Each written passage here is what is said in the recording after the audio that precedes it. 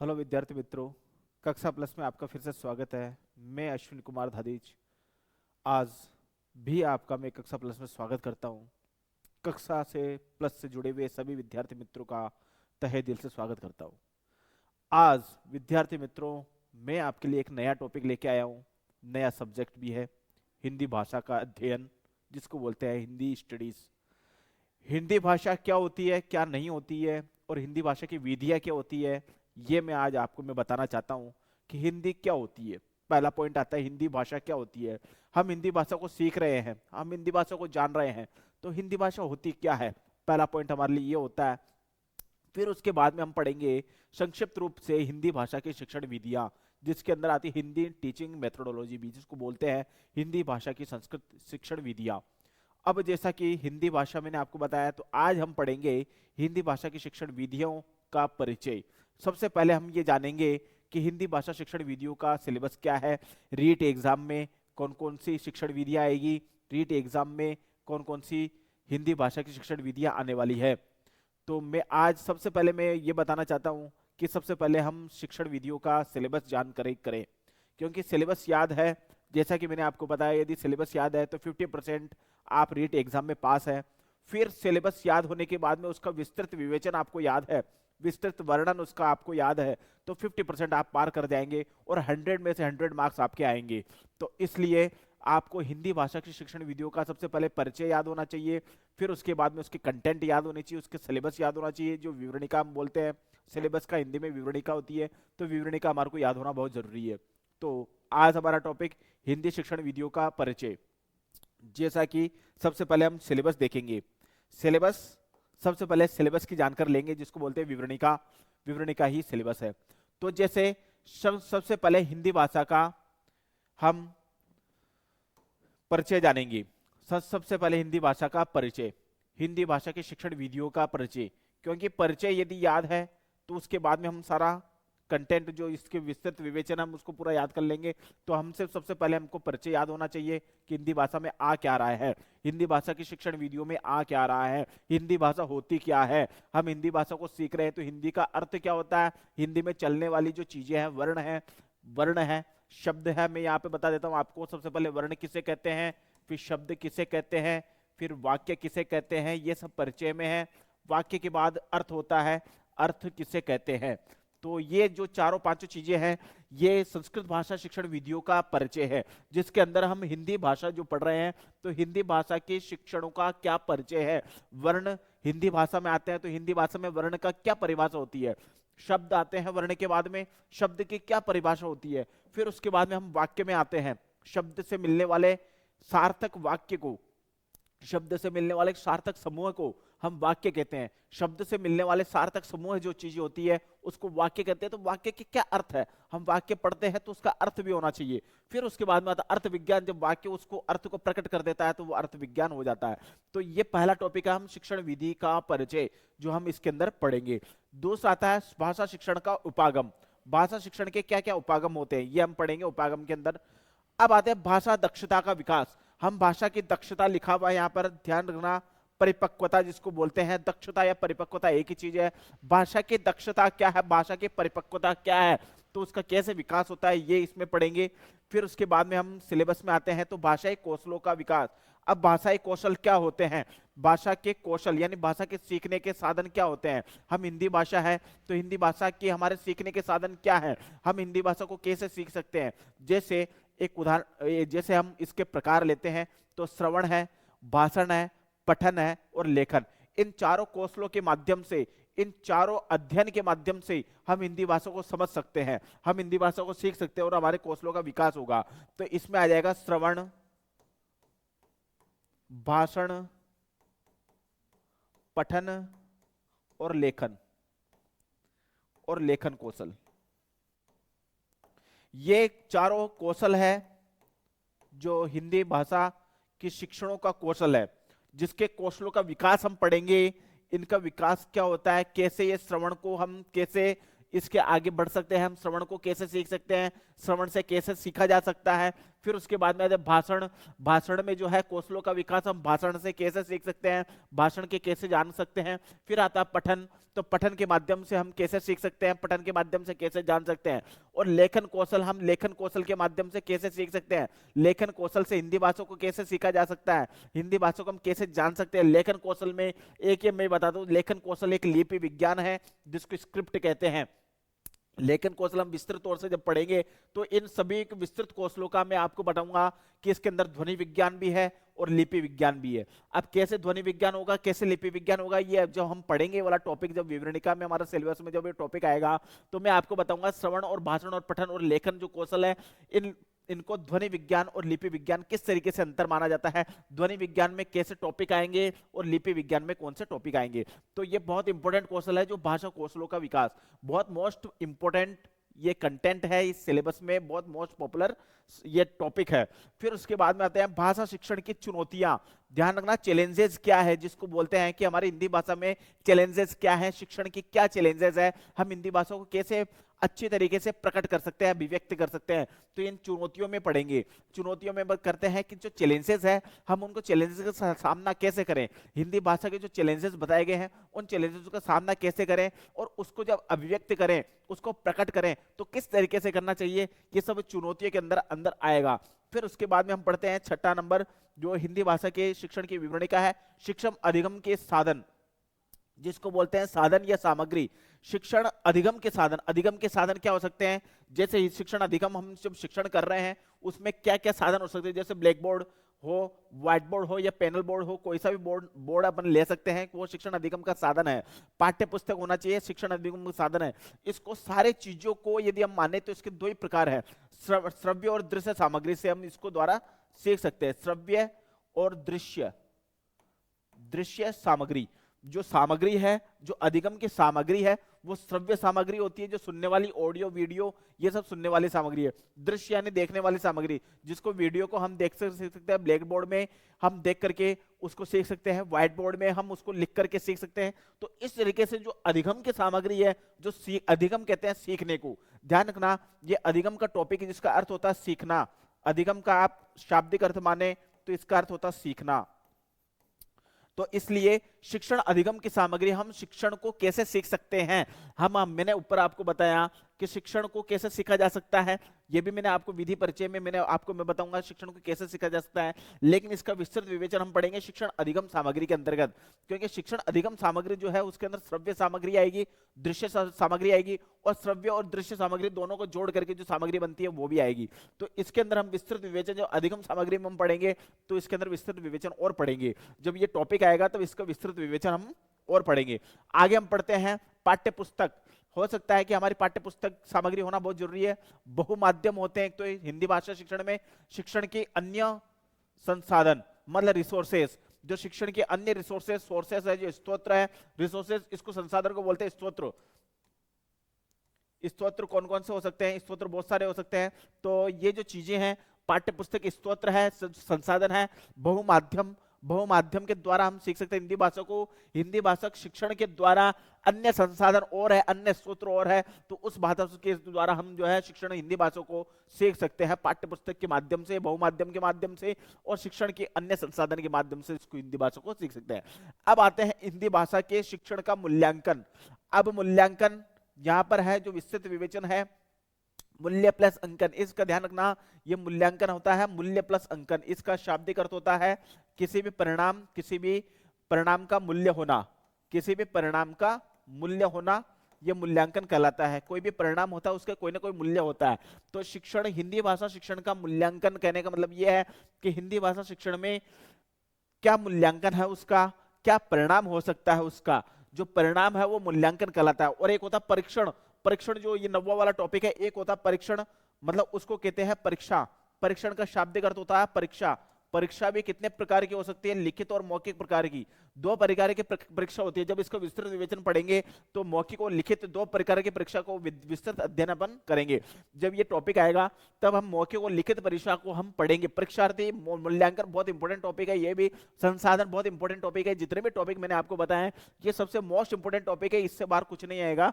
लेकिन ये जितने भी 11 टॉपिक मैंने आपको बता रहा हूं, इन 11 टॉपिक को आप शिक्षण वीडियो में याद कर लीजिए। और हिंदी भाषा के शिक्षण वीडियो के लिए बहुत ही मोस्ट पॉपुलर जो टॉपिक है, ये सारे टॉपिक है 10-11 टॉपिक है सिर्फ, इससे ज्यादा कुछ नहीं। और ये आते हैं करीब 10 क्वेश्चन मिनिमम इसमें से आते हैं शिक्षण वीडियो में से।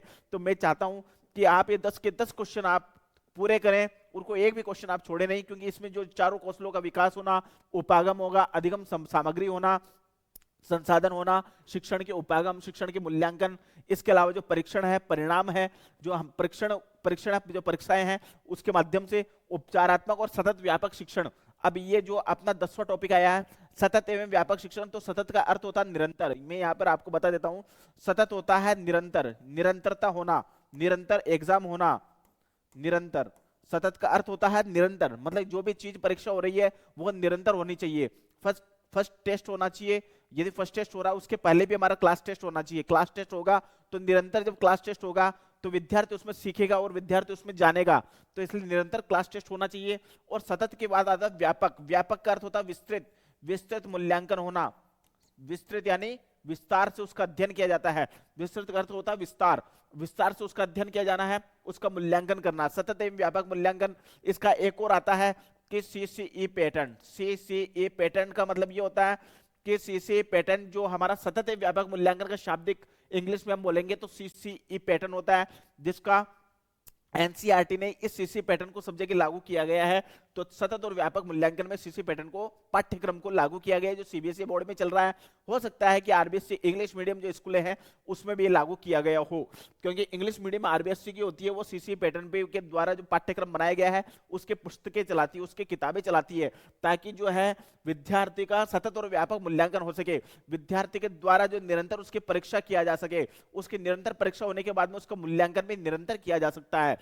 और विस्तृत एवं व्यापक मूल्यांकन का मतलब ये होता है कि हम निरंतरता और विस्तृत अध्ययन करें, जो सीसीई पैटर्न के माध्यम से होता है। जब ये टॉपिक आएगा तो हम सीसीई पैटर्न भी पढ़ेंगे, एनसीईआरटी का लैंग्वेज भी पढ़ेंगे, एनसीईआरटी की जो हमारी जो प्रशिक्षण जो संस्था है उसके माध्यम से भी पढ़ेंगे। और इसके अलावा बहुत सारी चीजें आरटीई, मतलब हम बोलते हैं आरटीई के तहत निशुल्क अध्ययन भी पढ़ेंगे।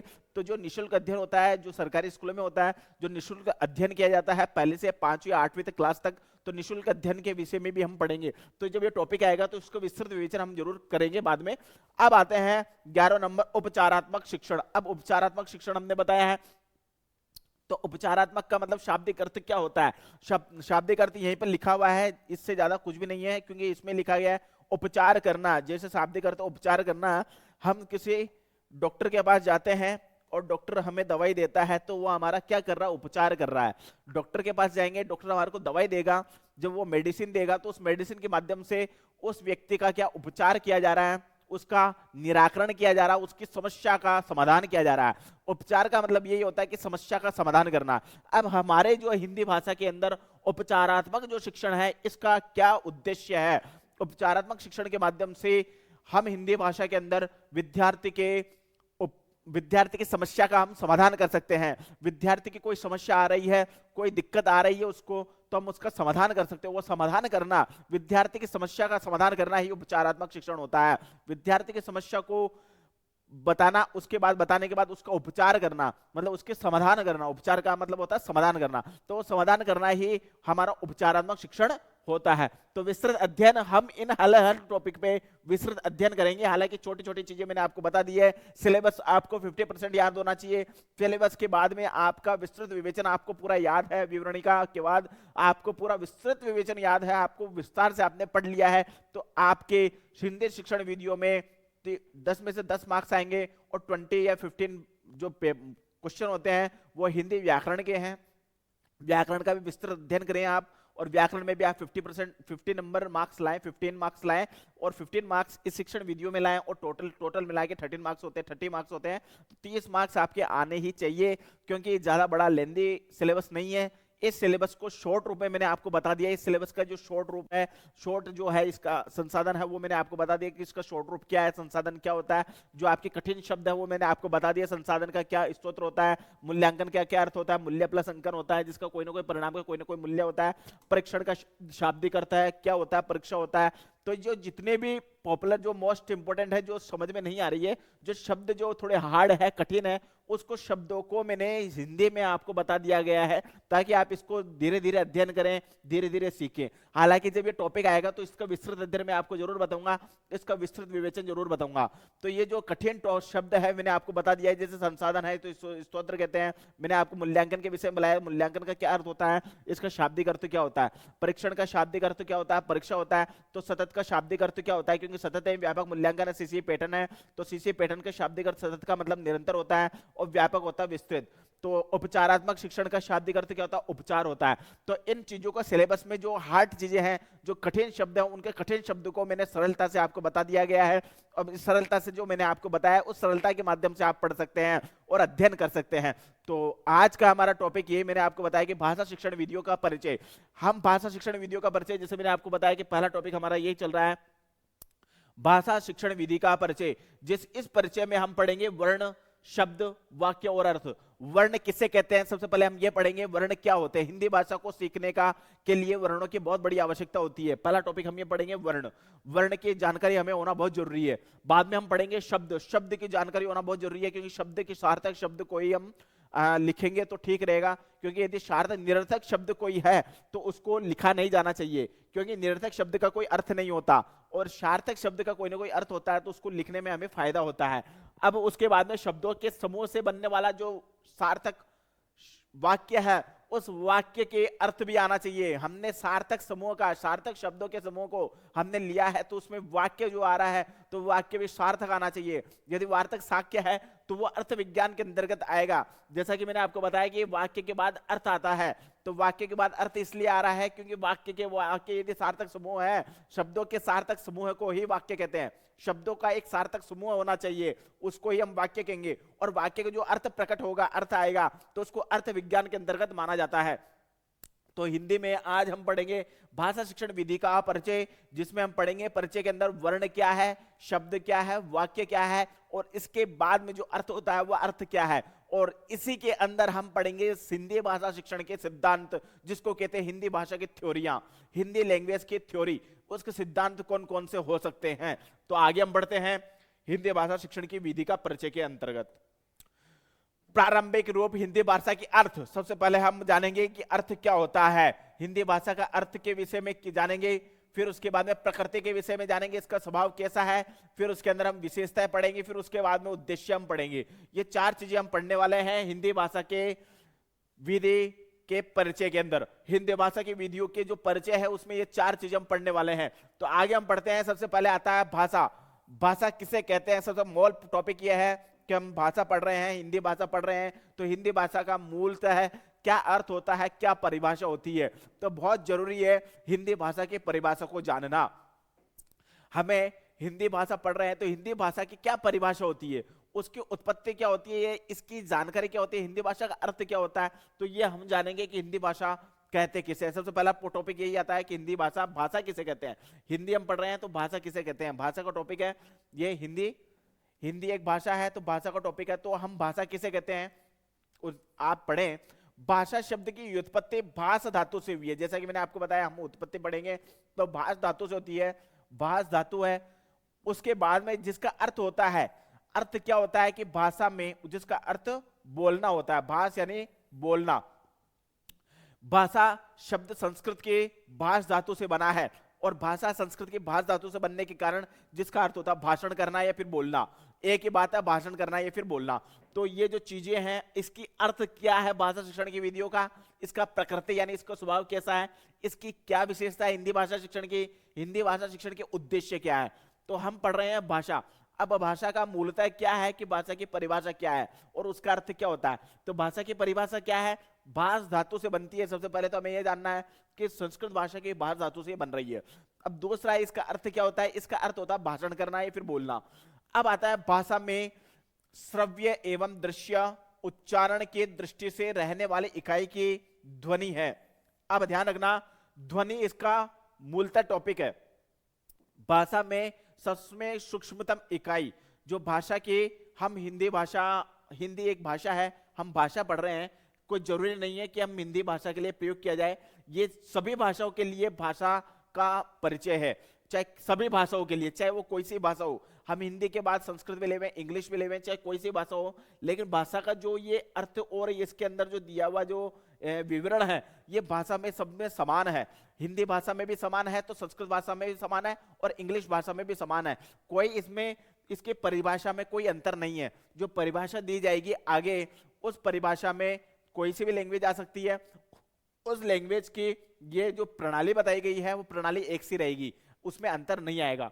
तो हम देखते हैं हमारी भाषा को भाष धातु से बनती है, जिसका अर्थ होता है बोलना, और भाषा में श्रव्य और उच्चारण का बहुत बड़ा योगदान रहता है। हम श्रव्य यानी सुनते हैं, वही बोल पाते हैं, इसलिए तो वही बोल रहे हैं। तो इकाई को ध्वनि कहते हैं। अब ये ध्वनि क्या है? ये अक्षर तत्व है, एक अक्षर तत्व जो दार्शनिक विधि है, एक दर्शन से है, दार्शनिक विधि है या दर्शन से है, क्योंकि ध्वनि कहते हैं अक्षर तत्व को, अक्षर ब्रह्म को। ध्वनि वह होती है जिसके अंदर एक भाषा की सबसे मूलतः इकाई, छोटे से छोटी इकाई जिसके और टुकड़े नहीं किए जा सकते, उसको ध्वनि कहते हैं या वर्ण कहते हैं। भाषा की वह इकाई जिसके और टुकड़े नहीं किए जा सकते, उसको और तोड़ नहीं सकते। जैसे हम माने तो अवर्ण है, अवर्ण को और टुकड़े नहीं किए, जिसमें जितने भी स्वर हैं उनके टुकड़े नहीं किया जा सकते, उनको स्वर वर्ण भी बोल सकते हैं, ध्वनि भी कह सकते हैं, अक्षर तत्व भी कह सकते हैं और वर्ण भी कह सकते हैं।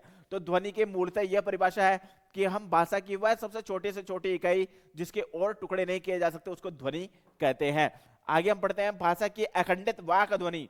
अब ये वाक ध्वनि है, हम जो बोल रहे हैं वो वाक ब्रह्म, जिसको बोलते हैं वाक ब्रह्म। वाक ब्रह्म हम जो बोलते हैं वो ईश्वर बोल रहा है, हम जो बोल रहे हैं वो आत्मा बोल रही है, तो इसलिए वो हो गया वाक ब्रह्मा। जो एक बार में उच्चरित हो तो वर्ण बन जाता है, वह पूर्णता का बोध करवाती है। अब ध्यान रखना, एक बार यदि वाक ध्वनि बोलती है तो वो वर्ण बन जाता है और वर्ण के बाद वह पूर्णता बोध करवाती है, यानी उसका अर्थ का बोध करवाती है। तो वाक ब्रह्म उसको कहते हैं, वाक ध्वनि भी कह सकते हैं, ध्वनि ब्रह्म, ध्वनि का नाम ब्रह्म भी है तो उसको वाक ब्रह्म भी कह सकते हैं। हमारी वाणी क्या है? ब्रह्म के समान है, ईश्वर के समान। हम जो बोल रहे हैं वो ध्वनि ईश्वर का रूप है, तो हम जो बोलते हैं वो ध्वनि भी ईश्वर का रूप है। इसलिए हमने क्या है कि इस ध्वनि को अक्षर तत्व कहा है, ये अक्षर ब्रह्म कहा है, ध्वनि को अक्षर ब्रह्म भी कहते हैं और वाक ब्रह्म भी कहते हैं। तो ध्वनि के विषय में मैंने आपको बताया, यहां पर ध्वनि के विषय में एक तो वाक ब्रह्म और अक्षर ब्रह्म एक ही चीजें हैं। अक्षर को भी ब्रह्म कहते हैं, वाक को ब्रह्म कहते हैं। अक्षर ही वाक होता है और वाक ही अक्षर होता है, तो इसलिए वाक ब्रह्म और अक्षर ब्रह्म में ज्यादा अंतर नहीं है। इसलिए हमने आगे हम बढ़ते हैं, फिर उसके बाद में भाषा सीखने का मनोविज्ञान। अब आते हैं हिंदी भाषा सीखने। अब भाषा सीखने का मनोविज्ञान क्या है? जिज्ञासा से हम सीख सकते हैं भाषा को, अनुकरण से भाषा को सीखा जा सकता है और अभ्यास से भाषा को सीखा जा सकता है। निरंतर अभ्यास करना भाषा को सीखा जा सकता है। भाषा के सीखने का मनोविज्ञान है ये एक मनोवैज्ञानिक कारण है जिसको बोलते हैं, भाषा को सीखने का मनोवैज्ञानिक कारण जिसको बोलते हैं। तो भाषा सीखने का मनोविज्ञान कारण है कि जिज्ञासा से हम सीख सकते हैं, अनुकरण से सीख सकते हैं और अभ्यास से हम सीख सकते हैं। आगे बढ़ते हैं कि भाषा का अर्थ क्या होता है। अब आते हैं हम अर्थ के अंदर।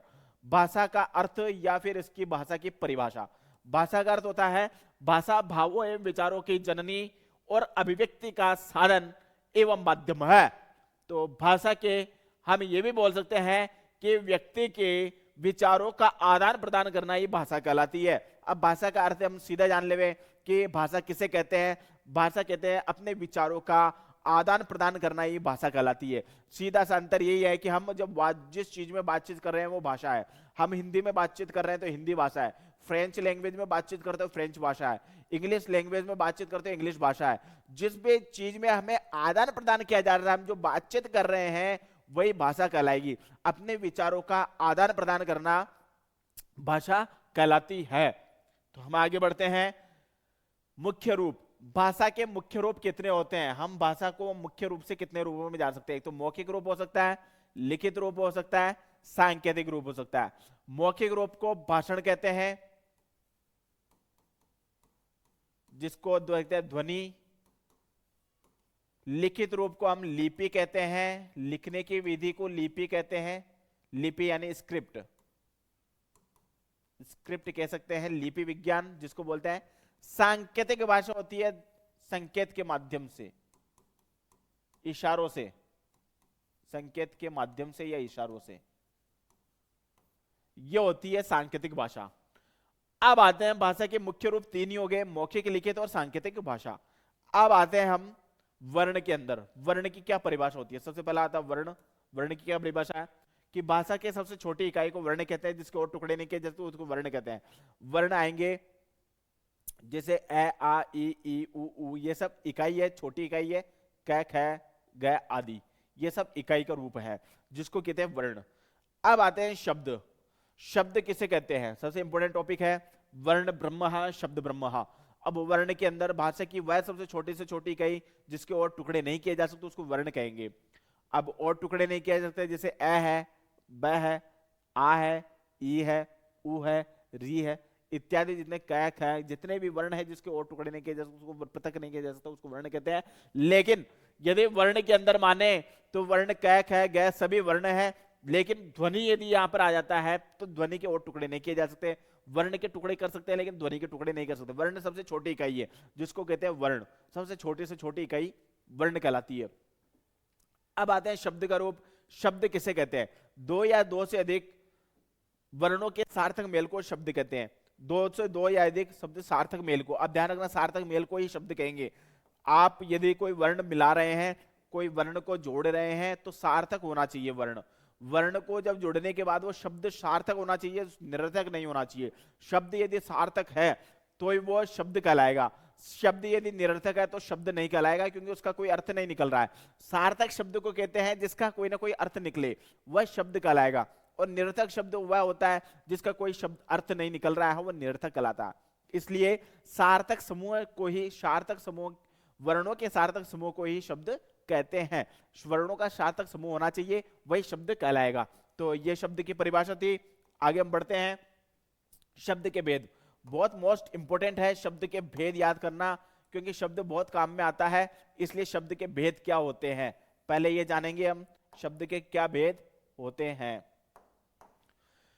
उत्पत्ति के आधार पर शब्द के भेद, पहला तो आता है उत्पत्ति के आधार पर। उत्पत्ति जैसे उत्पत्ति के आधार पर, संरचना के आधार पर, रचना के आधार पर, अर्थ के आधार पर और रूप के आधार पर शब्द के भेद होते हैं। ये जो 5 तरीके के जो शब्द दिए गए हैं, ये 5 तरीके के शब्द जो है शब्दों के भेद है। शब्दों को इस रूप में हम जान सकते हैं। शब्दों को जानने का ये एक तरीका है जिसको शब्द भेद भी कहते हैं। ये शब्दों का जानना है, हम उत्पत्ति के आधार पर जान सकते हैं, संरचना के आधार पर, रचना के आधार पर, अर्थ या फिर रूप के आधार पर हम जान सकते हैं। अब आते हैं उत्पत्ति के आधार पर। उत्पत्ति के आधार पर हम माने तो शंकर, तत्सम, तद्भव, विदेशी, अर्ध तत्सम, ये इत्यादि जो शब्द हैं वो उत्पत्ति के आधार पर जान सकते हैं। अब आते हैं संरचना के आधार पर। संरचना जैसे हम व्याकरण, व्याकरण का जितना भी हम चीज लेंगे तो व्याकरण की जितनी भी चीज लेंगे तो व्याकरण के आधार पर होगा।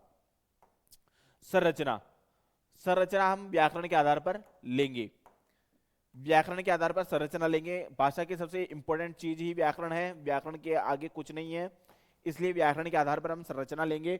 संधि है, समास है, प्रत्यय, उपसर्ग, कारक, लिंग इत्यादि जितनी भी चीजें हैं ये सब व्याकरण है, तो संरचना के आधार पर है। उसकी रचना क्या है क्या नहीं है सब संरचना के आधार पर है। तो व्याकरण भाषा की मूलतम इकाई है, भाषा की नींव है व्याकरण। व्याकरण के बिना कुछ नहीं है भाषा। भाषा में यदि व्याकरण है तो ही साहित्य है। भाषा में केवल बिना व्याकरण के भाषा पेड़ का रूप नहीं ले सकती। बिना व्याकरण के द्वारा वो भाषा साहित्य का रूप नहीं ले सकती। बिना व्याकरण के भाषा नाटक का रूप नहीं ले सकती। बिना व्याकरण के भाषा गद्य या पद्य का रूप नहीं ले सकती। तो जितनी भी चीजें मैंने आपको बताई है सब ये भाषा का मूलतम इकाई है। भाषा का व्याकरण का होना बहुत जरूरी है। भाषा के अंदर यदि व्याकरण है तो ही हम भाषा को सीख सकते हैं। भाषा के अंदर व्याकरण नहीं है तो व्याकरण को हम सीख नहीं सकते, क्योंकि वो भाषा भी नहीं है। व्याकरण है तो ही वह भाषा है। व्याकरण भाषा ही व्याकरण होती है। तो व्याकरण के अंदर, भाषा के अंदर व्याकरण का होना बहुत जरूरी होता है। तो संधि है, समास है, प्रत्यय, उपसर्ग है, ये इत्यादि व्याकरण के अंतर्गत आते हैं। अब आते हैं रचना, संरचना, रचना के आधार पर। संरचना हमने पढ़ी है, अभी संरचना हमने पढ़ लिया है। संकर, तत्सम, तद्भव, देशज, विदेशी, विदेशी शब्द इत्यादि संरचना के आधार पर है। अब आते हैं हम रचना के आधार पर। अब रचना के आधार पर हम आते हैं रूढ़, यौगिक, योग रूढ़। ये शायद योग रूढ़ है, योग, यौगिक और योग रूढ़। तो ये सब है रचना के आधार पर। अब आते हैं अर्थ के आधार पर। अर्थ के आधार पर पर्यायवाची शब्द हो सकते हैं, विलोम शब्द हो सकते हैं, युग्म हो सकते हैं, समानार्थक शब्द हो सकते हैं। तो ये है अर्थ के आधार पर। जो हम भाषा, जो शब्द है वो शब्द जो है भाषा के द्वारा, जो शब्द है भाषा के अंदर जो शब्द है वो अर्थ के आधार पर पर्यायवाची हो सकते हैं शब्द, विलोम हो सकते हैं शब्द, युग्म हो सकते हैं शब्द और समानार्थक हो सकते हैं शब्द। तो इस तरीके से भाषा के अंदर जो है इनका बड़ा योगदान है। जो पांचों रूप मैंने आपको बताया इनका बहुत बड़ा योगदान है कि संरचना के आधार पर, रचना के आधार पर, व्याकरण के आधार पर, रूप के आधार पर, इस इत्यादि जो भी चीजें मैंने बताई है। तो सब जो ये जो चारों पांचों चीजें हैं ये शब्द को जानने का तरीका है। और व्याकरण, इन सभी के अंदर व्याकरण का योगदान बहुत बड़ा है, क्योंकि भाषा के अंदर व्याकरण ही नींव होती है। जिस तरीके से पेड़ को हम यदि उसको बड़ा करना चाहते हैं तो पेड़ के जड़ को सींचना पड़ेगा, तो इसलिए पेड़ को हम यदि बहुत बड़ा देखना चाहते हैं तो उसको जड़ के अंदर हमें सींचना पड़ेगा। तो वैसे ही भाषा के अंदर व्याकरण ही कोई सींचना पड़ेगा, तभी वो भाषा का रूप लेगी।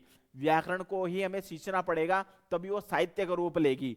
भाषा, व्याकरण को ही हमें सींचना पड़ेगा तो गद्य का रूप लेगी। व्याकरण को ही सींचना पड़ेगा तब वो पद्य का रूप लेगी। तो व्याकरण को यदि हम सींचेंगे तो नाटक रूप इत्यादि लेगी। तो व्याकरण सर्वोपरि है भाषा के अंदर। भाषा के अंदर व्याकरण याद है तो भाषा को ज्यादा जानने की आवश्यकता नहीं पड़ सकती है, क्योंकि साहित्य खुद ब खुद बना सकते हैं, नाटक खुद ब खुद बना सकते हैं, गद्य पद्य भाग खुद ब खुद बना सकते हैं। तो इसलिए भाषा के अंदर व्याकरण का होना बहुत जरूरी है। और व्याकरण नींव है, भाषा की नींव व्याकरण कहलाती है। तो आगे पढ़ते हैं, शब्द के भेद हमने पढ़े हैं, आगे बढ़ते हैं वाक्य। अब जो ये वाक्य आता है, वाक्य दो या दो से अधिक शब्दों के सार्थक मेल को, जैसे हमने बताया पहले तो वर्णों के सार्थक मेल थे जिसको शब्द कहते थे, अब यहां पर शब्दों के सार्थक मेल को वाक्य कहते हैं। जैसा कि पहले हमने पढ़ा था, जो शब्द हमने पढ़े हैं, शब्द किसे कहते हैं? दो या दो से अधिक वर्णों के मेल को शब्द कहते हैं। वर्णों का मेल जो था वो शब्द कहलाया। अब यहां पर जो वाक्य हम बनाएंगे तो दो या दो से अधिक वाक्यों, शब्दों के मेल को हम वाक्य कहते हैं। तो वैसे हमने पहले पढ़ा था, शब्द वर्णों के मेल को शब्द कहते हैं, यहां पर शब्दों के मेल को वाक्य कहते हैं, बस इतना ही अंतर है। तो उसके अंदर वर्ण थे, यहां पर शब्द है। अब आते हैं वाक्य के दो अवयव, अवयव यानी उद्देश्य और एक विधेय, ये दोनों अवयव है। अब आते हैं भाषा की परिभाषा किन किन व्यक्तियों ने क्या क्या दी है। भाषा की परिभाषा किन किन रचनाकारों ने, किन किन लेखकों ने क्या क्या परिभाषा दी गई है वो हम पढ़ते हैं। तो हम पढ़ते हैं दंडी। दंडी ने क्या बताया भाषा के विषय में? भाषा के विषय में दंडी ने क्या बताया, ये देखिए आप, कि यह समस्त तीनों लोक अंधकारमय हो जाता है यदि शब्द रूप ज्योति में यह संसार प्रदीप्त ना हो तो। यानी इस समस्त तीनों लोकों में अंधकार हो जाएगा, तीनों लोकों में क्या हो जाएगा? अंधकार, यदि शब्द ज्योति रूप नहीं है। इनका, दंडी का कहने का यह अर्थ है कि शब्द को ब्रह्म है, शब्द एक स्वरूप ब्रह्म माना गया है। हम जो बोल रहे हैं वो वाणी ब्रह्म के समान है, ईश्वर के समान है। इसलिए यदि हम नहीं रहेंगे तो वह सब कुछ अंधकार हो जाएगा, अंधकारमय हो जाएगा। हम हैं तभी शब्द ज्योति रूप है, तभी वो शब्द ध्वनि रूप है। हम शब्द, तभी शब्द ब्रह्म रूप है। हम हैं तभी वो शब्द बाहर आवाज आ रही है। तो ये जो दंडी ने जो बताया है कि शब्द रूप ज्योति, शब्द रूप ज्योति का विवेचन किया गया है, यानी इस तीनों लोकों में अंधकार हो जाएगा यदि शब्द रूप ज्योति में संसार प्रदीप्त न हो तो। इसका मतलब यह है कि व्याकरण शास्त्र में एक दर्शन का बहुत बड़ा टॉपिक है ये शब्द रूप ज्योति। इसको कहते हैं कि शब्द ब्रह्म है, हम जो बोल रहे हैं वो ब्रह्म है, ईश्वर है, क्योंकि हमारी जो आवाज आ रही है वो ईश्वर का स्वरूप है। हम जो बोल रहे हैं वो ब्रह्मांड में जा रही है और उस ऊपर ही हमारी आवाज प्रदीप्त हो रही है, लेकिन हम देख नहीं पा रहे हैं उसको। जो हमारी ज्योति है उसको हम देख नहीं पा रहे हैं, वो प्रदीप्त जरूर है, वो है जरूर, लेकिन हम उसको ध्वनि रूप में, हम उस चीज को देख नहीं पा रहे हैं। हमारे शरीर के अंदर भी ज्योति है, हम उस ज्योति के दर्शन नहीं कर पा रहे हैं। बस अंतर इतना ही है, हमारे जो अंदर देखते हैं तो अंधकार का रूप दिखता है, लेकिन यदि हकीकत में हम देखें तो हमारे शरीर के अंदर एक ज्योति है, एक दीपक है, जिसका दर्शन हम नहीं कर पा रहे हैं। तो ये वैसे ही व्याकरण के अंदर शब्द का बहुत बड़ा महत्व है, वैसे ही हमारे शरीर के अंदर भी शब्द का बहुत बड़ा महत्व है। इस शब्द के माध्यम से हम शब्द को ब्रह्म मानते हैं, जो हम बोल रहे हैं वो ईश्वर का स्वरूप है। इसलिए जो शब्द ज्योति में प्रदीप्त होगा, शब्द जो हम बोल रहे हैं वो ज्योति रूप है, जो ब्रह्मांड में जाने के बाद वही रहती है। हम जितने भी शब्द बोल रहे हैं वो ब्रह्मांड में जा रहे हैं और वहीं रह रही है, वो हमें दिख नहीं रहे हैं, लेकिन वो है, हकीकत में वो है लेकिन दिखाई नहीं दे रही है। बस इतना ही है कि शब्द एक ज्योति रूप है, शब्द एक ब्रह्म है, शब्द एक ईश्वर है, तो उसके दर्शन हम नहीं कर पा रहे हैं, बस इतना ही अंतर है। अब सुमित्रानंदन पंत ने क्या कहा शब्द के विषय में, शब्द के विषय में सुमित्रानंदन पंत ने क्या कह रहे हैं, देखिए आप, कि भाषा संसार का नादमय चित्र या ध्वनिमय स्वरूप है। नादमय चित्र का मतलब होता है कि ब्रह्मांडमय, अब नादमय चित्र का मतलब होता है ब्रह्मांडमय। नादमय होता है जिसकी आवाज आ रही है, जैसे ढोल की आवाज आती है तो वो नादमय है, ढोल की आवाज आना वो नादमय ध्वनि है, वो आ रही है लेकिन उसका अर्थ हम नहीं समझ पा रहे हैं। ध्वनि की आवाज आ रही है लेकिन उसका अर्थ हम नहीं समझ पा रहे हैं, तो नादमय चित्र है। और ध्वनिमय स्वरूप यानी वर्ण ब्रह्म, ध्वनिमय स्वरूप यानी वर्ण ब्रह्म, वर्ण ब्रह्म है, ध्वनिमय स्वरूप है, नादमय है यानी ब्रह्मांडमय है, ब्रह्मांड में ध्वनिया जा रही है वह है। और यह विश्व का हृदय तंत्री की संझंकार है, जिनके स्वर में अव्यक्त पाती है, अव्यक्त यानी प्रकट होना पाती है, इसका मतलब होता है प्रकट हो रही है, जो ध्वनि हम बोल रहे हैं वो प्रकट हो रही है। ध्वनि से हम बना रहे हैं शब्द, बना रहे हैं शब्द से हम वाक्य बना रहे हैं, उन सार्थक समूह बना रहे हैं, हम शब्दों का सार्थक समूह खुद व खुद ही बना रहे हैं।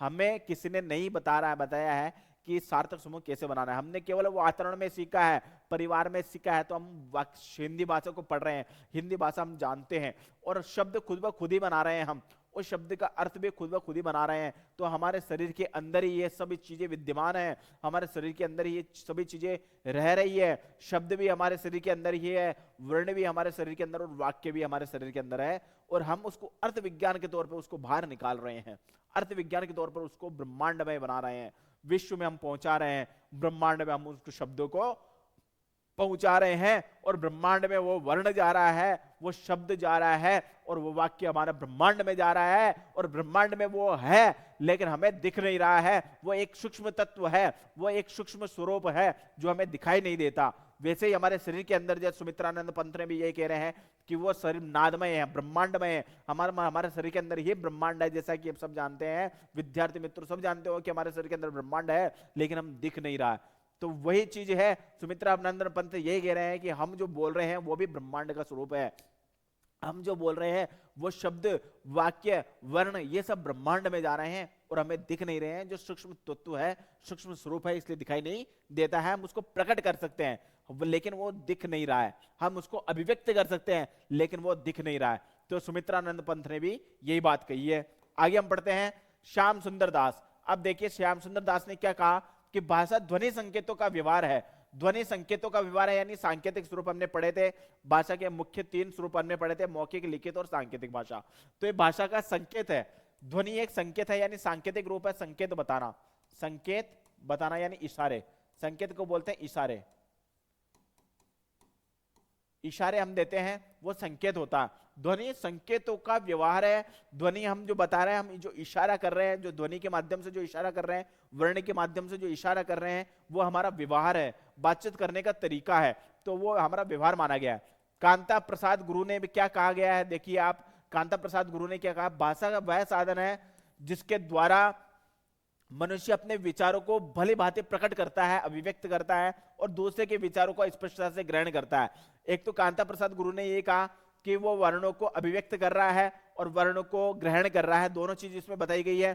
कांता प्रसाद गुरु ने ये कहा है कि वो वर्णों को प्रकट कर रहा है, वर्ण बता रहा है और उसके बाद में उसको ग्रहण भी कर रहा है, जो दूसरा बोल रहा है, आपस में बातचीत हो रही है तो वर्णों को प्रकट करता है और वर्णों को ग्रहण करता है, मतलब सुन करके उसको फिर ग्रहण करता है। तो अभिव्यक्त और ग्रहण करने की प्रक्रिया है, विचारों के आदान प्रदान करने की प्रक्रिया है, अभिव्यक्त करने की प्रक्रिया है। तो भाषा ही अभिव्यक्त की जा सकती है। आगे हम पढ़ते हैं प्लेटो ने, ये प्लेटो एक दार्शनिक सिद्धांत वेत्ता है, प्लेटो ने एक दार्शनिक सिद्धांत वेत्ता है। प्लेटो कोई बहुत बड़े लेखक थे, प्लेटो एक दार्शनिक व्यक्ति है, दार्शनिक व्यक्ति है ये प्लेटो। प्लेटो ने क्या कहा अपने भाषा के लिए भाई ये जो जितने भी चीजें अब बता रहा हूं मैं, भाषा की परिभाषाएं हैं, जो दंडी ने अलग कहा, सुमित्रानंद पंत ने अलग कहा, कांता प्रसाद गुरु ने अलग कहा, तो ये जितने भी चीजें जो मैंने बताई है ये भाषा की परिभाषाएं हैं जो सबने अलग अलग बताई है, लेकिन उसका सार्थक स्वरूप यही है कि भाषा ही ब्रह्म है, भाषा ही ईश्वर है। व्याकरण जो हम पढ़ेंगे तो व्याकरण ईश्वर का स्वरूप है। ये जो जितनी भी चीजें जो परिभाषाएं जितने भी व्यक्तियों ने, जितने भी लेखकों ने बताई है, जितने भी प्रवर्तकों ने बताई है, तो ये सब यही कहना चाह रहे हैं कि अपने विचारों का आदान प्रदान करना भाषा कहलाती है। अब ये बता रहे हैं विचारों का आदान प्रदान तो किया जा रहा है, लेकिन इसके साथ साथ ध्वनि जो चीज है, वर्ण जो चीज है, जो हम बोल रहे हैं वो क्या है, वो ईश्वर का स्वरूप है, वो ब्रह्म है।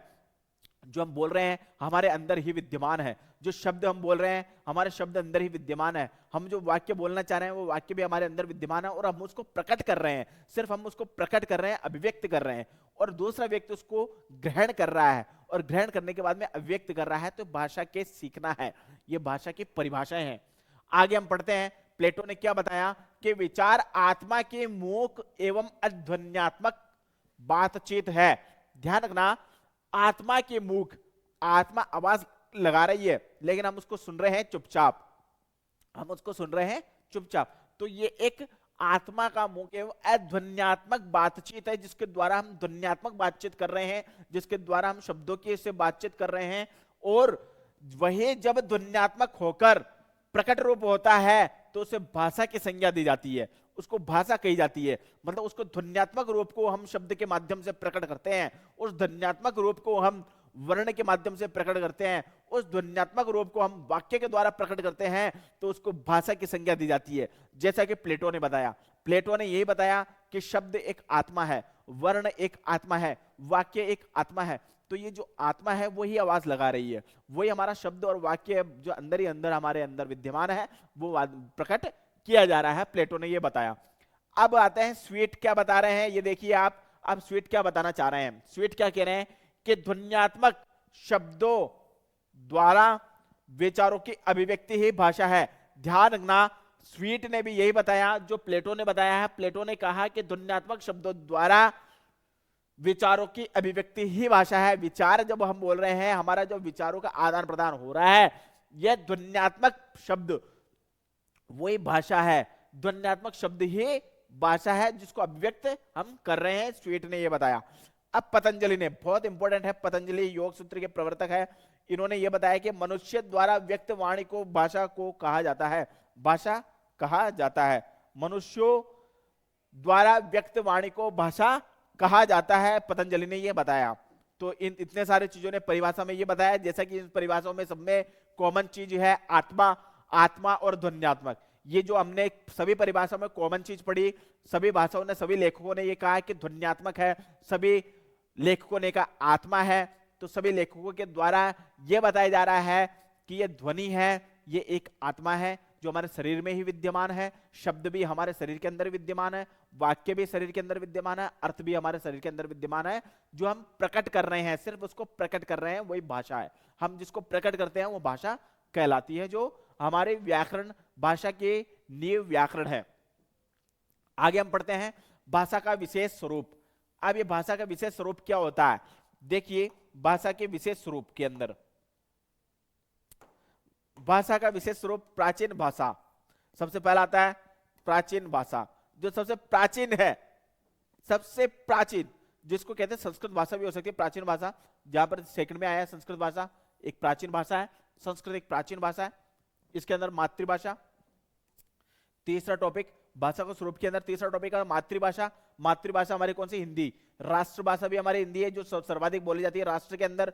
ये जितनी भी परिभाषा है, प्राचीन भाषा, संस्कृत भाषा, मातृभाषा से लेकर के, अब मातृ, राष्ट्र और अंतरराष्ट्रीय में शाब्दिक अर्थ ये तीनों का एक ही है। मातृभाषा जो हम व्यवहार में ला रहे हैं वो मातृभाषा कहलाती है, जो हम परिवार में सीख रहे हैं वो मातृभाषा है। जैसे परिवार में हिंदी सीखे तो हिंदी मातृभाषा है। राष्ट्रभाषा जो राष्ट्र में सर्वाधिक बोले जाने वाली भाषा है, हम राष्ट्र में यदि इंग्लिश, अंग्रेजी सर्वाधिक बोलेंगे राष्ट्र के अंदर, देश के अंदर, तो वो उसके राष्ट्रभाषा हो जाएगी, देश की राष्ट्रभाषा हो जाएगी। लेकिन देश के अंदर सर्वाधिक यदि हिंदी बोली जा रही है, हिंदी भाषा बोली जा रही है, तो हिंदी एक सर्वाधिक भाषा होगी और राष्ट्रभाषा होगी। और एक आता अंतरराष्ट्रीय भाषा, जो अंतरराष्ट्रीय स्तर पर सर्वाधिक बोले जाने वाली भाषा, जैसे अंग्रेजी है, फ्रेंच है, जर्मन है, रशियन है। तो ये सारी चीजें अंतरराष्ट्रीय भाषा है जो अंतरराष्ट्रीय स्तर पर सर्वाधिक बोली जा रही है। मातृभाषा जो हम परिवार में सीख रहे हैं वह भाषा मातृभाषा कहलाती है। राष्ट्रभाषा जो हम राष्ट्र के द्वारा सीख रहे हैं, जो राष्ट्र के अंदर जो सर्वाधिक बोले जाने वाली भाषा राष्ट्रभाषा कहलाती है। राष्ट्र में सर्वाधिक बोले जाने वाली भाषा राष्ट्रभाषा। अंतरराष्ट्रीय भाषा जो अंतरराष्ट्रीय स्तर पर सर्वाधिक बोले जाने वाली, सभी देशों में सर्वाधिक बोले जाने वाली भाषा अंतरराष्ट्रीय भाषा कहलाती है, जैसे अंग्रेजी है, तो ये अंतरराष्ट्रीय भाषा है। आगे हम पढ़ते हैं प्राचीन भाषा। अब आते हैं प्राचीन भाषा के अंतर्गत कि इसके अंतर्गत उन भाषाओं को सम्मिलित किया जाता है जो प्राचीन भाषा में प्रयुक्त होते हैं। पहला तो ये, दूसरा यह है प्राचीन भाषाओं में निम्नलिखित आती है, जैसे संस्कृत, पहली, दूसरी अपभ्रंश, तीसरी पाली और चौथा प्राकृत भी है, और आदि इत्यादि जो भाषाएं हैं संस्कृत, अपभ्रंश, पाली इत्यादि जो है प्राचीन भाषाओं के अंतर्गत आती है। अब बौद्ध ग्रंथ जिसमें लिखे गए हैं पाली भाषा में लिखे गए हैं, तो पाली भाषा भी प्राचीन भाषा कहलाती है। जितने भी बौद्ध संप्रदाय हुए हैं, बौद्ध ग्रंथ हुए हैं, बौद्ध जो दर्शन है, वो जो दर्शन है उस भाग में लिखी गई है पाली भाषा में लिखी गई है। पाली है प्राकृत, पाली भाषा में ज्यादा लिखी गई है। तो ये जो चीजें हैं ये सब प्राचीन भाषाओं के अंतर्गत आती है। संस्कृत है, अपभ्रंश है और पाली है, प्राकृत है, ये सब प्राचीन भाषाएं हैं जो प्राचीन जमाने में चलती थी। आगे हम बढ़ते हैं संस्कृत भाषा। अब ये संस्कृत भाषा भी प्राचीन भाषा है। संस्कृत भाषा सभी भाषाओं की जननी है, जैसा कि लिखा हुआ है कि संस्कृत भाषा जो है सभी भाषाओं की जननी है। ये एक ऐसी भाषा है जो सभी भाषाओं को उत्पन्न करती है। ये एक ऐसी भाषा है जो सभी भाषाओं को उत्पन्न किया गई है। जो सभी भाषा उत्पन्न हुई है, अंग्रेजी भी उत्पन्न हुई है, वो संस्कृत भाषा भी हुई है। फ्रेंच उत्पन्न हुई है, संस्कृत भाषा से भी है। जितनी भी भाषाएं हैं देश में चल रही है, विदेश में चल रही है, चाहे विदेशी की भाषा है, ज्यादातर जितनी भी भाषा है, ज्यादातर जो भाषा है वो संस्कृत भाषा से उत्पन्न हुई है। भारत देश की सांस्कृतिक भाषा भी है। सांस्कृतिक का मतलब होता है संस्कार देने वाली भाषा भी है। संस्कृत भाषा संस्कार देती है। और भारतीय भाषाओं में साहित्य एवं शब्द भंडार का व्याकरण संस्कृत भाषा की देन है।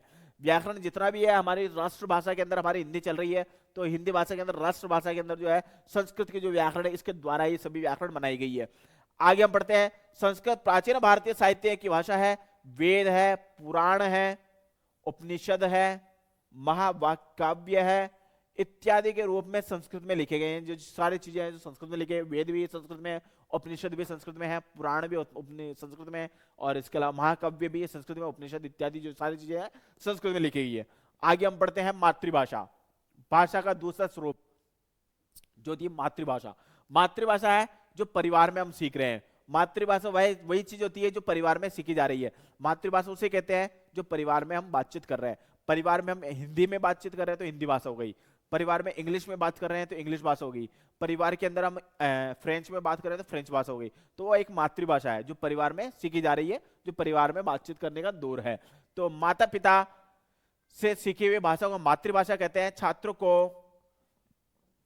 छात्रों को शिक्षा मातृभाषा में दी जानी चाहिए क्योंकि तथ्यों एवं प्रत्ययों से बोधगम्य करना सरल होता है। तो मातृभाषा वही होती है जो परिवार में सीखी जा रही है। परिवार में सीखी जाने वाली भाषा को हम मातृभाषा कहते हैं। अब आते हैं छात्रों के उच्च शिक्षा का माध्यम भी मातृभाषा में होना चाहिए ताकि वो सीखा जा सकता है, वो सीख सकता है। और क्योंकि भाव की अभिव्यक्ति करना सहज एवं स्वाभाविक होता है, लिखने से भाषा परिष्कृत होती है। आगे हम पढ़ते हैं बालक माता पिता के माध्यम से स्थानीय और क्षेत्रीय भाषा की बोली को सीखता है। मतलब बालक जो है क्षेत्रीय भाषा भी सीख लेता है और बोलियां भी सीख लेता है। मातृभाषा में ही भाव एवं विचारों को उत्पन्न होते हैं और भावात्मक विकास का सर्वोत्तम साधन है उसकी भावनाएं, जो संवेदनाएं हैं। भावात्मक का मतलब होता है भावनाएं, भूख प्यास लगना इत्यादि आते हैं इसमें। भावनाएं में बोलते हैं भूख प्यास, संवेदनाएं, है ना। इसमें ये ध्यान रखना आप, संवेदना होती है जो भावनाएं होती है, भूख प्यास लगना, रोना, सुखना, उठना बैठना, सुख दुख, ये इत्यादि जो भावनाएं हैं ये क्या व्यवहार में परिवर्तन, हमारे शरीर के अंदर होने वाली हलचल है जो संवेदना का स्वरूप है। हमारे खुशी होना, दुख होना, सब ये भावनाएं हैं, संवेदनाएं हैं। अब आती है राष्ट्रभाषा। राष्ट्रभाषा किसे कहते हैं? देश में सर्वाधिक बोले जाने वाली जो भाषा है वो राष्ट्रभाषा कहलाती है। देश में सर्वाधिक बोले जाने वाली भाषा को राष्ट्रभाषा कहते हैं क्योंकि हमारे भारत देश के अंदर सर्वाधिक जो बोले जाने वाली भाषा है वो हिंदी भाषा है। तो हिंदी भाषा हमारे राष्ट्र की राष्ट्रभाषा है और जिस भाषा को देश की अधिकांश जनता बोलती है वो राष्ट्रभाषा कहलाती है। जैसा कि मैंने आपको बता दिया कि देश में सर्वाधिक बोले जाने वाली भाषा राष्ट्रभाषा कहलाती है। आगे हम बढ़ते हैं मातृभाषा के बाद राष्ट्रभाषा का महत्वपूर्ण स्थान है और प्रत्येक राष्ट्र की एक भाषा होती है, प्रत्येक राष्ट्र अपनी एक भाषा रखता है, चाहे वो भाषा इंग्लिश हो या कोई सी भी हो, लेकिन प्रत्येक राष्ट्र अपने एक भाषा रखता ही रखता है क्योंकि उसको राष्ट्रभाषा का रूप देना है और जिसका संविधान में उल्लेख भी किया गया हो, उसका संविधान में बताया गया हो, उस संविधान के कानून में बताया गया हो। भारतीय संविधान में हिंदी में राष्ट्रभाषा का गौरवपूर्ण स्थान प्रदान किया गया है। देशवासियों में परस्पर विचारों का आदान प्रदान करना भाषा कहलाती है। जैसा कि मैंने बताई दिया आपको, भाषा का राष्ट्र स्वरूप है। आगे हम बढ़ते हैं। अंतरराष्ट्रीय एवं विश्व स्तरीय भाषा। विश्व स्तरीय भाषा, अंतरराष्ट्रीय भाषा, जैसा कि मैंने आपको बताया, एक तो मातृभाषा जो हम परिवार में सीख रहे हैं, राष्ट्रभाषा जो देश में चल रही है, अंतरराष्ट्रीय भाषा जो विश्व स्तर पर चल रही है। मातृभाषा उसे कहते हैं जो हम परिवार में सीख रहे हैं, मातृभाषा है। राष्ट्रभाषा उसे कहते हैं जो हम देश में सीख रहे हैं, देश में अधिकांश राज्यों में चलने वाली भाषा राष्ट्रभाषा, राष्ट्र में सर्वाधिक चलने वाली भाषा राष्ट्रभाषा। अंतरराष्ट्रीय भाषा उसे कहते हैं जो अंतरराष्ट्रीय स्तर पर सर्वाधिक चलने वाली भाषा, वो अंतरराष्ट्रीय भाषा है। आगे बढ़ते हैं विस्तृत तौर से अंतरराष्ट्रीय भाषा को। जिस भाषा के माध्यम से एक दूसरे से देश अपने विचारों का आदान प्रदान करता है और समक्ष होता है, अंतरराष्ट्रीय भाषा कहते हैं। जैसा कि मैंने आपको बता दिया, अंतरराष्ट्रीय स्तर पर सर्वाधिक देशों के द्वारा बोले जाने वाली भाषा अंतरराष्ट्रीय भाषा कहलाएगी। सर्वाधिक देशों के बोले जाने वाली भाषा, सर्वाधिक देश यदि इंग्लिश भाषा बोलेंगे तो वो इंग्लिश भाषा कहलाएगी। तो अंतरराष्ट्रीय स्तर पर अंतरराष्ट्रीय विश्व स्तरीय भाषा भी इंग्लिश भाषा है और विश्व स्तरीय की भाषा इंग्लिश भाषा ही चल रही है। और विश्व के राष्ट्र आपस में संपर्क एवं विचारों का अभिव्यक्त करते हैं या आदान प्रदान करते हैं, उसे विश्व भाषा कहते हैं, विश्व भाषा कहलाती है। संयुक्त राष्ट्र संघ बहुत इंपॉर्टेंट है, ये संयुक्त राष्ट्र संघ के द्वारा बोले जाने वाली भाषा भी है। संयुक्त राष्ट्र संघ ने 5 भाषाओं का बड़ा योगदान दिया है, फ्रेंच है, रशियन है, चाइनीज है, अंग्रेजी है, इंग्लिश है। तो ये जो 4-5 भाषा है वो संयुक्त राष्ट्र संघ ने बताई। और अंतरराष्ट्रीय संघ है ये संयुक्त राष्ट्र संघ, उसमें विश्व के अधिकांश राष्ट्र मानवीय समस्याओं पर विचार विमर्श करने के लिए विश्व भाषाओं का प्रयोग किया जाता है। तो विश्व भाषाओं में विश्व में अधिकांश देशों में चलने वाली जो भाषा है वो अंतरराष्ट्रीय भाषा कहलाएगी। अधिकांश देशों में इंग्लिश चलती है तो इंग्लिश एक अंतरराष्ट्रीय भाषा है, फ्रेंच चलती है, फ्रेंच एक अंतरराष्ट्रीय भाषा है, रशियन चलती है, रशियन अंतरराष्ट्रीय भाषा है, चाइनीज चलती है, चाइना एक अंतरराष्ट्रीय भाषा है। जो इतनी सारी जो भाषाएं हैं संयुक्त राष्ट्र संघ ने ये अंतरराष्ट्रीय भाषाओं को रूप दिया है। अब आते हैं हिंदी भाषा शिक्षण। हिंदी भाषा शिक्षण, उद्देश्य, सबसे पहले उद्देश्य होता है, उद्देश्य का अर्थ होता है लक्ष्य, उद्देश्य का शाब्दिक अर्थ होता है लक्ष्य।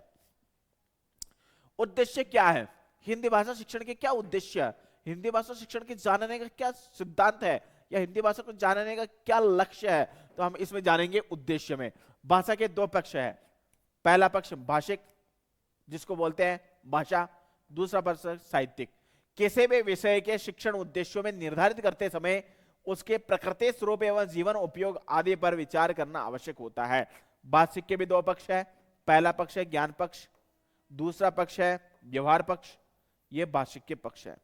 आगे हम पढ़ते हैं साहित्यिक पक्ष के अनेक रूप। अब दूसरा आता है साहित्यिक पक्ष। भाषिक पक्ष हमने पढ़ा है, अब साहित्यिक पक्ष पढ़ते हैं, जिसके अंदर सौंदर्य बोधक, विवेचनात्मक, प्रेरणात्मक आदि का ज्ञान होता है, वो भाषिक पक्ष कहलाता है। अब आते हैं हिंदी भाषा शिक्षण के उद्देश्य क्या होते हैं, हिंदी भाषा शिक्षण के लक्ष्य क्या होते हैं। तो हम पढ़ते हैं उद्देश्य, जिसके अंदर बेंजामिन एम ब्लूम ने हिंदी भाषा शिक्षण के उद्देश्य 1956 में बताए और ब्लूम ने इस वर्गीकरण को टेक्नोमी ऑफ एजुकेशन ऑब्जेक्टिव के नाम से भी जाना जाता है। बहुत इंपॉर्टेंट है, इन्होंने बेंजामिन और ब्लूम ने हिंदी भाषा शिक्षण का उद्देश्य 1956 में स्थापित किया और उसके बाद में ब्लूम ने टेक्नोमी ऑफ एजुकेशन ऑब्जेक्टिव, ऑब्जेक्टिव बोलते हैं उद्देश्य को, जो उद्देश्य है शिक्षा का उद्देश्य वह टेक्नोलॉजी होना चाहिए। ब्लूम का जो वर्गीकरण किया गया वो टेक्नोलॉजी पर किया गया, प्रौद्योगिकी पर किया गया। उन्होंने एजुकेशन को प्रौद्योगिक रूप माना, हिंदी भाषा को टेक्नोलॉजी रूप माना, हिंदी भाषा को प्रौद्योगिक रूप माना के नाम से भी जाना जाता है, ये ब्लूम ने बताया। अब इसके उद्देश्य ब्लूम ने और क्या बताया, ज्ञानात्मक उद्देश्य है, सृजनात्मक उद्देश्य है, कौशलात्मक उद्देश्य और अभिवृत्त्यात्मक उद्देश्य होते हैं। हिंदी भाषा शिक्षण के सिद्धांत बहुत मोस्ट टॉपिक है। सिद्धांत जो थ्योरी होती है वो हिंदी भाषा शिक्षण की क्या थ्योरी है, हिंदी भाषा शिक्षण की थ्योरी को हम कैसे जान सकते हैं, वो कैसे हम इसको पहचान जा सकते हैं। तो हर सब्जेक्ट की थ्योरी होती है, तो अपने हिंदी भाषा है, हिंदी भाषा की भी थ्योरियां हैं, थ्योरी बहुत जरूरी है। हिंदी भाषा का सिद्धांत। अब अपने हिंदी भाषा है, अब अपने हिंदी भाषा क्या सिद्धांत है, अपने हिंदी भाषा के अंदर क्या थ्योरिया है वो बताते हैं। अपने हिंदी भाषा के अंदर बताया गया है कि शिक्षक द्वारा बालकों की रुचियों, प्रवृत्तियों, क्षमताओं आदि का ध्यान रखा जाता है। आधुनिक मनोविज्ञान शिक्षण में इन प्रवृत्ति पर विशेष बल दिया जाता है और शिक्षण देते समय विषय एवं बालक दोनों ही ध्यान रखा जाना आवश्यक है। जो हमारा सिद्धांत है हिंदी, हमारा जो हिंदी, मेरा हिंदी भाषा का सिद्धांत है वो ये चीज बताई गई है। और हिंदी भाषा के निम्नलिखित सिद्धांत और भी है हमारे, मेरे जो अपने जो हिंदी भाषा के सिद्धांत और भी है वो कौन कौन से हैं। हिंदी भाषा के सिद्धांत हमारे करीबन 13 सिद्धांत और है। हिंदी भाषा के 13 सिद्धांत कौन कौन से हैं, ये जो सिद्धांत है बहुत इंपॉर्टेंट है, रेट परीक्षा में आता है कि हिंदी भाषा के सिद्धांत कौन कौन से होते हैं, हिंदी भाषा के सिद्धांत इनमें से है या नहीं, ऐसे भी क्वेश्चन पुटअप हो जाता है। एक या दो क्वेश्चन इसमें से आता है हिंदी भाषा के सिद्धांत में से। तो हिंदी भाषा के सिद्धांत को आपको याद करना है, ये बहुत मूल रूप है। हिंदी भाषा के सिद्धांत में एक क्वेश्चन पुटअप जरूर होता है, 1 मार्क्स का है, तो आप 1 मार्क्स को भी नहीं छोड़े। 1 मार्क्स को जब आप ले लेंगे तो आजकल क्या होता है कि 1 मार्क्स से भी रह जाता है, उस विद्यार्थी को पूछिए कि उसकी क्या उसके ऊपर बीती है, इसलिए 1 मार्क्स को भी आप नहीं छोड़ें। इसलिए ये 1 मार्क्स का जो क्वेश्चन है सिद्धांत का, तो इस सिद्धांत को आप याद कर लें ताकि आपका 1 मार्क्स पर्टिकुलर फिक्स हो जाए। तो अब हम पढ़ते हैं हिंदी भाषा के निम्नलिखित सिद्धांत। स्वाभाविकता का सिद्धांत आता है, अभ्यास का सिद्धांत आता है, रुचि का सिद्धांत आता है, सक्रियता का सिद्धांत आता है, उत्प्रेरणा का सिद्धांत आता है, आवृत्ति का सिद्धांत आता है, बहुमुखी सिद्धांत आता है, मूल्यांकन सिद्धांत आता है, निर्धारण का सिद्धांत, अनुकरण का सिद्धांत, नियोजन का सिद्धांत और समवाय का सिद्धांत और मानसिक सक्रियता का सिद्धांत। जैसे स्वाभाविकता का सिद्धांत, हमारा स्वभाव कैसा होना चाहिए, हमारा स्वभाव जैसा है वैसा का वैसे ही रहेगा। दूसरा सिद्धांत होता है अभ्यास का सिद्धांत, अभ्यास हमारी प्रक्रिया प्रैक्टिस कैसी है वो अभ्यास के सिद्धांत के अंतर्गत आएगी। हमारी रुचि कैसी है वो रुचि का सिद्धांत हो जाएगा। हमारी सक्रियता कैसी है, हमारा सक्रिय है या नहीं, छात्र सक्रिय है या नहीं, वह सक्रियता का सिद्धांत। उत्प्रेरणा यानी हमारा उस गाइडेंस है या नहीं, निर्देशन है या नहीं। आवृत्ति, हम उस चीज की आवृत्ति कर रहे हैं नहीं, बार बार उसका अध्ययन कर रहे हैं या नहीं, या आवृत्ति। बहुमुखी, हम बहुमुखी सिद्धांत मान सकते हैं, तो बहुमुखी सिद्धांत। मूल्यांकन, हमारा मूल्यांकन हो रहा है या नहीं हो रहा है, ये मूल्यांकन का सिद्धांत है, यह शिक्षण के सिद्धांत है। निर्धारण, अनुकरण, उसका हम अनुकरण कर रहे हैं, जो अध्यापक बोल रहे हैं उसका छात्र अनुकरण कर रहे हैं, तो ये अनुकरण का सिद्धांत। जो नियोजन का सिद्धांत, फिर उसके बाद आता है समवाय का सिद्धांत, फिर उसके बाद में आता है मानसिक सक्रियता का सिद्धांत। तो ये जो सिद्धांत है ये सभी सिद्धांत बहुत मोस्ट है, ये सभी सिद्धांत में एक क्वेश्चन जरूर आता है, मानसिक सक्रियता का सिद्धांत। हालांकि ये जितने भी सिद्धांत हैं इन सिद्धांतों में बस ये ध्यान रखना है कि अध्यापक और छात्र के बीच में बातचीत हो रही है, इसके अलावा अन्य के बीच में नहीं हो रही है। हम शिक्षण जो प्रक्रिया कर रहे हैं वो कक्षा के अंदर ही कर रहे हैं, तो कक्षा के अंदर जो शिक्षण प्रक्रिया कर रहे हैं वो कक्षा के अंदर ही की जा रही है। इस कक्षा के अंदर सिर्फ जो है अध्यापक रह रहा है और छात्र रह रहे हैं, तो छात्र और अध्यापक के बीच में जो संबंध है वो संबंध को सिद्धांत माना गया है। छात्र और विद्यार्थी, अध्यापक और छात्र के बीच में जो संबंध बताया गया है, गुरु और शिष्य का जो संबंध है उस संबंध के विषय में सिद्धांत है। चाहे गुरु और शिष्य सक्रिय है या नहीं, गुरु या शिष्य में रुचि है या नहीं, अध्यापन में रुचि है या नहीं, शिक्षण में रुचि है या नहीं, फिर उसके बाद में अभ्यास है, अनुकरण है, सक्रियता है, इत्यादि जितने भी सिद्धांत है एक कक्षा के अंदर हो रहे हैं। ये जितने भी सिद्धांत थ्योरियां हैं, ये जितनी भी थ्योरियां, तो 13 थ्योरियां हैं, ये 13 की 13 थ्योरियां जो है शिक्षण में प्रक्रिया में ली जाती है, शिक्षण प्रक्रिया में बताई जाती है। और जितने भी थ्योरियां हैं ये आपको याद करना है, इसमें से एक क्वेश्चन पुटअप जरूर हो जाता है कि रुचि है या नहीं, अध्याय है या नहीं, तो ये जितने भी थ्योरियां हैं हमारे लिए बहुत जरूरी है।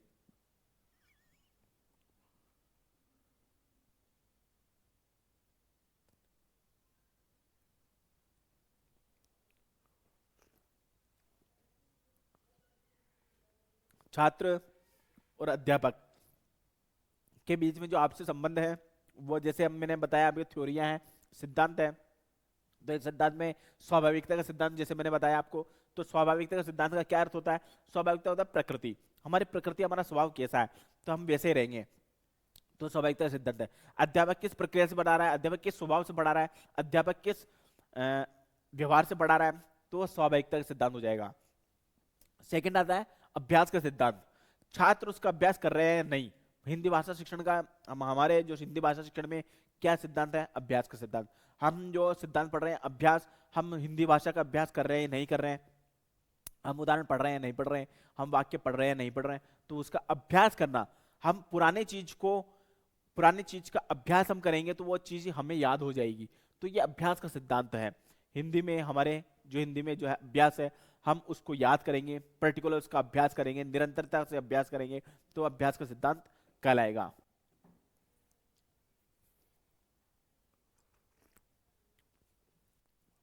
अब आते हैं रुचि का सिद्धांत। अब अध्यापक जो पढ़ा रहा है उसमें विद्यार्थी की रुचि है या नहीं, रुचि है या नहीं, उसकी इंटरेस्ट है या नहीं उसको, छात्र को, तो ये रुचि का सिद्धांत है। रुचि के द्वारा भी अध्यापन हमारा अच्छा हो सकता है, क्योंकि हमें यदि अध्यापन में रुचि होगी तो हम अध्यापन को अच्छे तरीके कर पाएंगे। छात्र को अध्ययन में रुचि होगी तो छात्र अच्छा पढ़ पाएगा। तो ये रुचि का सिद्धांत हमारे लिए बहुत जरूरी है। अध्यापक में अध्यापन करने की रुचि होनी चाहिए, अध्यापक को पढ़ाने में रुचि होनी चाहिए, ताकि वो कोई भी टॉपिक पढ़ाए तो उसको रुचि कर पढ़ाए, उसको रुचि के द्वारा पढ़ाए, ताकि उसको छात्र जल्दी से जल्दी सीख सके। और छात्र को भी चाहिए कि वो अध्यापक के द्वारा पढ़ाए गए चीजों को अध्ययन करे, उसमें रुचि रखे। तो छात्र यदि उसमें रुचि रखेगा तो उसको अच्छी तरह पढ़ पाएगा। तो ये हमारा रुचि का सिद्धांत है। अब आते हैं सक्रियता का सिद्धांत। अध्यापक जो है सक्रिय रूप से पढ़ाए कक्षा के अंदर, कक्षा के अंदर अध्यापक जो है सक्रिय रूप से पढ़ाएगा तो एक तो उसकी रुचि जगेगी, अभ्यास जगेगा, सक्रियता आएगी, तो सक्रिय तरीके से पढ़ाए अध्यापक। और छात्र भी जो अध्यापक पढ़ा रहे हैं उसको सक्रियता में भाग लेवे, उसमें सक्रिय रहे, जो अध्यापक कह रहे हैं उस बातों पर ध्यान रखें। तो ये सक्रियता का सिद्धांत हो गया। अब आते हैं हम अपनी हिंदी भाषा के अंदर उत्प्रेरणा। उत्प्रेरणा यानी किसी चीज की प्रेरणा देना, किसी चीज को बताना, यानी प्रेरणादायक। हम प्रेरणा यानी कैरियर में प्रेरणा दे सकते हैं, किसी विषय में किसी विद्यार्थी को ये चीज बनना है, हम उसको प्रेरणा, उसकी प्रेरणा बढ़ा सकते हैं, उसको शाबाशी देकर के उसको थोड़ा सा बुलंद कर सकते हैं, हम उसको शाबाशी दे सकते हैं, बुलंद कर सकते हैं। इसके अलावा हम उसको कैरियर के विषय में बता सकते हैं कि उसका कैरियर इस सब्जेक्ट में ऐसा बनेगा, तो जो उत्प्रेरणा है, मतलब उसको प्रेरणा दी गई है, उसको प्रेरणा यानी उसको रास्ता बता रहे हैं। उत्प्रेरणा का अर्थ होता है रास्ता बताना, तो हम उसको रास्ता बता रहे हैं, उत्प्रेरणा दे रहे हैं, उसको बड़ा मतलब आगे बढ़ाने का हम उसको प्रयत्न कर रहे हैं। फिर होता है आवृत्ति। आवृत्ति किसी चीज की हो रही है नहीं हो रही, पुनः पुनः उसमें आवृत्ति करना। शब्द की बार बार आवृत्ति होगी तो उसको याद हो जाएगा, छात्र को याद हो जाएगा। अध्यापक भी उस चीज की आवृत्ति करे, टॉपिक पढ़ाने के बाद अध्यापक क्या करे कि उस चीज को वापस पढ़ाए ताकि उसमें आवृत्ति हो जाए। और अध्यापक हो सकता है किसी विद्यार्थी ने नहीं पढ़ा हो तो वापस उसको पढ़ सकता है। तो ये आवृत्ति होना बहुत जरूरी है और छात्रों का भी आवृत्ति का ध्यान रखना बहुत जरूरी है। आगे आता है बहुमुखी।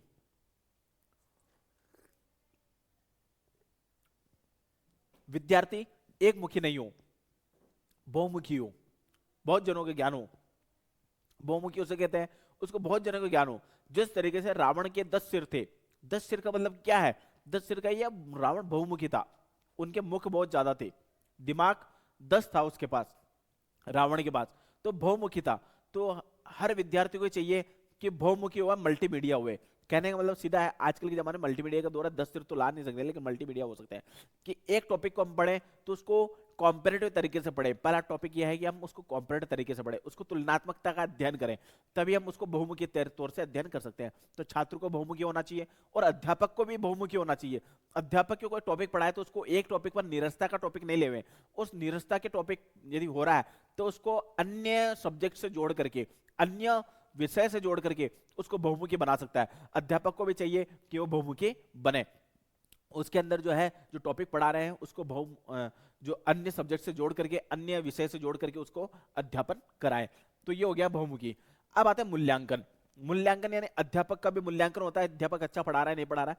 अब छात्र का भी मूल्यांकन होना चाहिए। छात्र का मूल्यांकन होता ही होता है कि छात्र का जो परिणाम आता है वो मूल्यांकन है। एक तरह से उसका परीक्षण होता है, पहला परीक्षण हो जाता है तो परीक्षण के बाद जो परिणाम आता है वो उसका मूल्यांकन होता है। तो छात्र का जो मूल्यांकन होता है वो उसको परिणाम पर आधारित है, उसका जो रिजल्ट है उस रिजल्ट पर आधारित उसका मूल्यांकन होता है।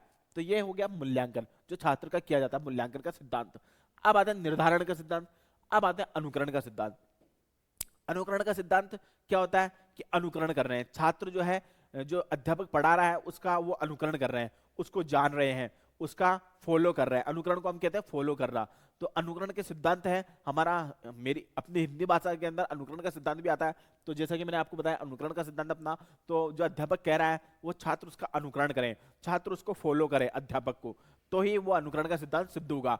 तो ये अनुकरण का सिद्धांत होता है जो हमारे अपने हिंदी भाषा में चल रहा है। फिर उसका नियोजन का सिद्धांत, हम उसकी योजना बना रहे हैं नहीं बना रहे हैं, उसकी तैयारी कर रहे हैं नहीं कर रहे हैं, कि ये नियोजन का सिद्धांत है। हम अध्यापक उसका नियोजन कर रहा है नहीं कर रहा है, उसकी तैयारी कर रहा है नहीं कर रहा है, उसको जो सही रूप में बनाया नहीं बनाया, जो पाठ योजना है, उसको सही रूप में दिया नहीं दिया। और छात्र भी ये ध्यान रखें कि कुछ भी पढ़े तो उसको योजना बना करके पढ़े। नियोजन का सिद्धांत ये कहता है, अपनी हिंदी भाषा के अंदर नियोजन का सिद्धांत आया है, मैंने जैसे आपको लिखा है बोर्ड पर। तो उस नियोजन का सिद्धांत है कि छात्र भी जो है उसकी योजना बनाए, पढ़ने की योजना बनाए कि इस टाइम पर ये पढ़ना है, और उसकी योजना बना करके वो पढ़ेगा तो उसको जल्दी याद होगा। तो योजना पढ़ाकर निरंतरता का उसको चल सकता है। समवाय का सिद्धांत होता है अपने इसमें, और मानसिक सक्रियता का सिद्धांत। मानसिक सक्रिय होना चाहिए विद्यार्थी, हिंदी भाषा के अंदर मानसिक सक्रिय होना चाहिए, वो हिंदी भाषा को जानना चाहिए, और हमारे अध्यापक को भी चाहिए हिंदी भाषा में सक्रिय हुए और हिंदी भाषा को अच्छी तरह से अध्यापन कराए। ये मानसिक सक्रियता का सिद्धांत। ये जितने भी सिद्धांत है अध्यापक और छात्र के बीच में होने वाले आपसी संबंध है, अध्यापक और छात्र जो है इनको पढ़ाए तो ये सिद्धांत के द्वारा पढ़ाए, ताकि क्या है कि हिंदी भाषा में शिक्षण में योग्यता बढ़ेगी, हिंदी भाषण को अच्छी तरीके से सीखा जा सकता है।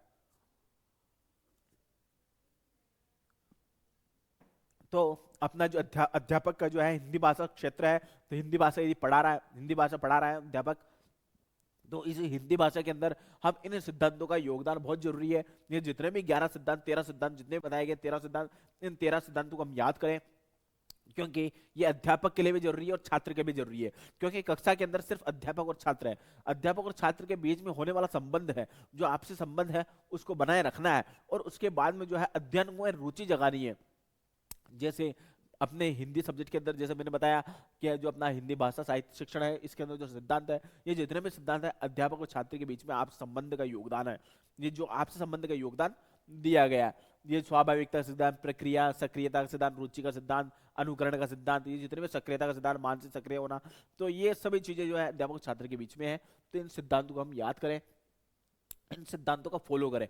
अपने हिंदी भाषा में इन सिद्धांतों को याद करके इन सिद्धांतों को फॉलो करना बहुत जरूरी है। इन सिद्धांतों को हम फॉलो करेंगे तो हम हिंदी भाषा को अच्छी तरीके से पढ़ा सकते हैं, हिंदी भाषा को कॉम्पेरेटिव तरीके से पढ़ा सकते हैं, हिंदी भाषा को तुलनात्मक तरीके से पढ़ा सकते हैं, हिंदी भाषा को अन्य विषय से जोड़ करके पढ़ा सकते हैं। तो इस तरीके के सिद्धांत में जो हिंदी भाषा के अंदर निरस्ता आ रही है, तो हिंदी भाषा में निरस्ता आ रही है तो हिंदी भाषा को अन्य विषय से जोड़ करके उसको पढ़ाया जाना, ताकि उसमें निरस्ता हट जाए। हिंदी भाषा को अन्य विषय से जोड़ना और हिंदी भाषा को अन्य भाषा से जोड़ करके तुलनात्मक उसका अध्ययन करना, उसको तुलनात्मक तरीके से उसको बताना। तो हिंदी भाषा के अध्यापन में ये बहुत बड़ा योगदान है, अध्यापन इस तरीके से किया जा सकता है। इसलिए हम जाने तो यहां तक ही हमारा ये टॉपिक पूरा होता है, भाषा शिक्षण के विधियों का परिचय। हम भाषा शिक्षण की विधियों का परिचय, हिंदी भाषा की शिक्षण की विधियां हैं, हम आगे हम पढ़ेंगे, बहुत टॉपिक हमारे बाकी है। तो आज के अंदर सिर्फ हमने सामान्य परिचय पढ़ा है, जिसके अंदर से वर्ण पढ़े हैं, शब्द पढ़े हैं, वाक्य पढ़े हैं, और इसके अलावा अर्थ विज्ञान हमने पढ़ा है। इसके अलावा हमने भाषा पढ़ी है, जिसके अंदर मौखिक लिखित है, सांकेतिक भाषा है, इसके अंदर भाषा के रूप पढ़े हैं। इसके अलावा हम आज के विषय में हमने भाषा की परिभाषा पढ़ी है, जिसकी परिभाषा क्या है, दंडी ने क्या बताई, सुमित्रा नंदन ने क्या बताई, कृष्ण कुमार गोखले ने क्या बताई। तो ये सभी उन्होंने भाषा बताई, जो आत्मा बताई है, शब्द को आत्मा बताया, वर्ण को आत्मा बताया है। उसके बाद में हमने पढ़ा है सिद्धांत, बहुत मोस्ट पॉपुलर है, रीट के एग्जाम के अंदर ये जो सिद्धांत है वो आते ही आते हैं। एक सिद्धांत जरूर आता है कि रुचि का सिद्धांत क्या है, किस तो अपनी हिंदी भाषा के अंदर ये जितने भी सिद्धांत दिए गए हैं, अपने हिंदी भाषा के अंदर जितने भी लैंग्वेज के अंदर जो थ्योरियां दी गई है, इन थ्योरियों को आप याद कर लीजिए। छात्र और अध्यापक के बीच में आपसे संबंध है, तो इन सारे थ्योरियों को आप याद करिए, बहुत इंपॉर्टेंट है। क्योंकि एक ना एक क्वेश्चन पुटअप जरूर होता है थ्योरी के अंदर से, सक्रियता का सिद्धांत, कोई भी सिद्धांत आ सकता है, तो इनमें से एक ना एक टॉपिक पुटअप, एक क्वेश्चन पुटअप जरूर होता है। इसलिए थैंक्स।